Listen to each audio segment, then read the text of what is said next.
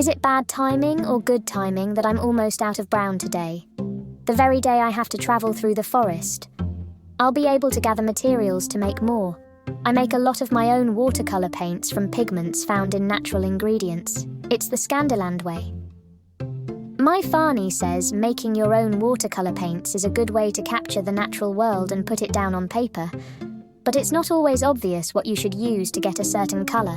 For instance, when you look at green leaves, there are really lots of colors mixed in. Green, of course, but there's also some yellow, orange, and red too.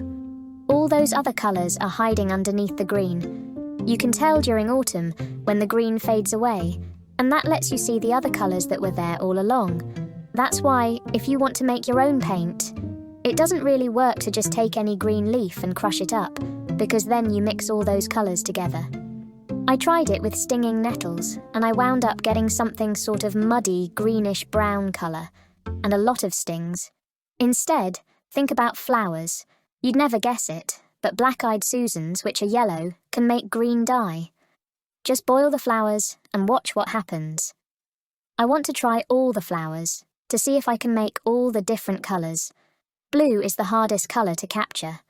Usually, even if you start out with something blue, like bluebell flowers, the paint turns out more pinky purple. So I pretty much have to buy blue paint. It's not easy to find, and it's very expensive. My 𝘼𝙨 sent me some when I first started doing watercolor painting, back when I was a really little kid. She said she had some old paints she wasn't using anymore, but I think she was just being nice. I try to use them sparingly. That means just a little at a time, when I really need it. We all have blue eyes in our family, so it's a pretty important color for the fishes. Brown, now. Brown is everywhere, especially in the winter. I've been able to get brown from some bark and some tea leaves, but the very best brown, in my opinion, comes from hazelnut shells. And where do we find hazelnut shells? In the forest. All along the old forest road, there are hazelnut trees. The squirrels gather the nuts and bury them for safekeeping. Now that it's winter and there isn't much left on the trees and bushes that they can eat, they go back and dig them up. Then they toss the empty shells on the ground. That works out perfectly because I don't want the nuts, I want the shells. Hazelnut shells have tannins. These are a special kind of pigment. Tannins are natural chemicals found in some plants that give them their color and help protect them. I learned all about this from my dad. We go on nature walks, and we sketch and paint what we see. He taught me a lot before he had to leave to go work on the moon. He's doing very important chemistry work there. I know, he's amazing. Here's how to make your own hazelnut watercolor paint. First, make sure you have all the supplies you need. 1 to 2 handfuls of clean hazelnut shells. 500 milliliters of water. Small pot for boiling water. Coffee filter. Gum Arabic. Okay, let's talk about a couple of these items in case you're wondering. Coffee was a hot drink people used to have, before the blight killed off so many plants. That was back in 24-something. My parents say they remember the smell of coffee. They were too young, but all the grown-ups would sit around and drink it and make happy yum-yum noises, so it must have been really good. We still have tea, so we're pretty lucky. I love tea, and there are so many kinds.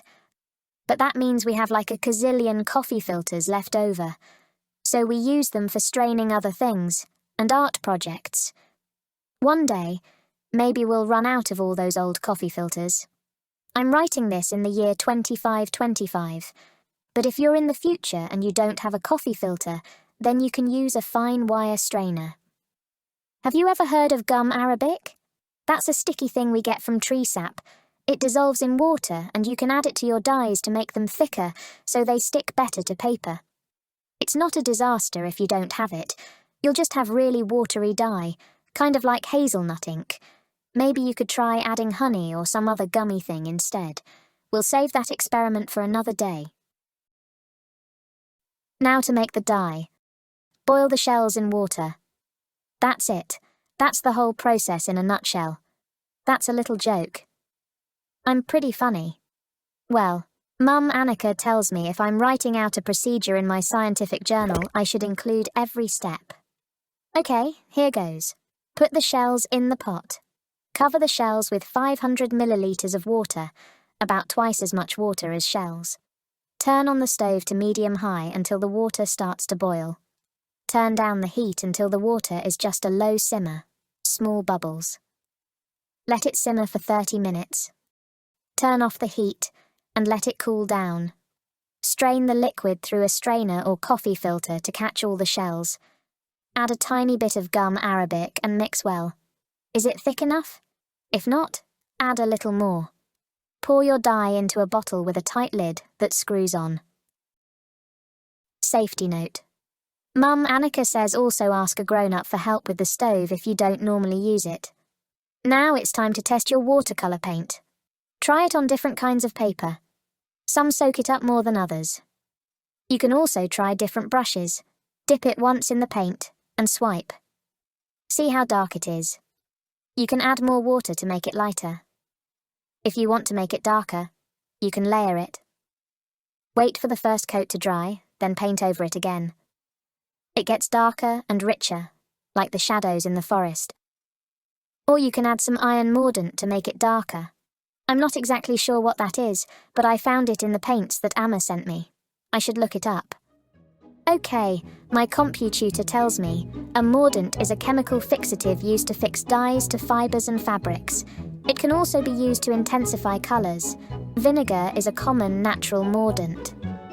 Ah, is that why we add vinegar to eggs when we dye them? I see. Now I need to come up with a name for my new paint. Oh, I know! Squirrel Nut Brown. This episode of Astrid's Journal gives you practice in a few kinds of reading. Not only is it a continuation of Astrid's journey, but following the procedure to make watercolor paint exposes you to several different disciplines at once. Astrid's story and learning about journaling is which subject? English language arts, reading comprehension and writing skills. What about interpreting the visuals and learning about what sort of materials are used to create them? This is arts and humanities, watercolor painting, and there's even some science. When we think about how plants use their pigments for color as well as protection, that's biology. And when we are creating the hazelnut dye by pulling out the tannins, that's chemistry. You may find that you have to pay attention in somewhat different ways when you are listening to and reading about topics from different disciplines. Sometimes it makes sense to just listen carefully. Other times you may want to write short notes down, especially unfamiliar words, so you can look them up again later. Or you can even draw a quick sketch of what you see, so you can remember it clearly later. Out in the real world, unlike when you focus on one subject at a time in a classroom, you will often be called on to use many of your skills from different areas of knowledge. Let's turn to our journals and write about the following prompt. Think of a grown-up in your life. What do they do for a living? And is it the same thing they studied in school? What are all the different skills they use? Do they use math to measure things, write up receipts and pay bills? Do they use English language arts to read documents and write letters and emails? Are they creating something artistic? Write what it would be like to go to work one day and do their job. If this is your first time doing journal writing, we suggest you watch our first episode that is a preface to this series, Introduction to Journal Writing. It will help you get started with all the basic ideas about why journal writing is so good for developing your own writing skills, and also understanding other people's writing. Make sure to follow the link below to download the activity sheet for making hazelnut paint. You'll find questions to help you extend your understanding of this topic, as well as build your math and vocabulary skills. You'll also find more journal prompts so you can take time to reflect and exercise your creativity. Join Astrid's journey by signing up on the Socratica Foundation website. Find the link below.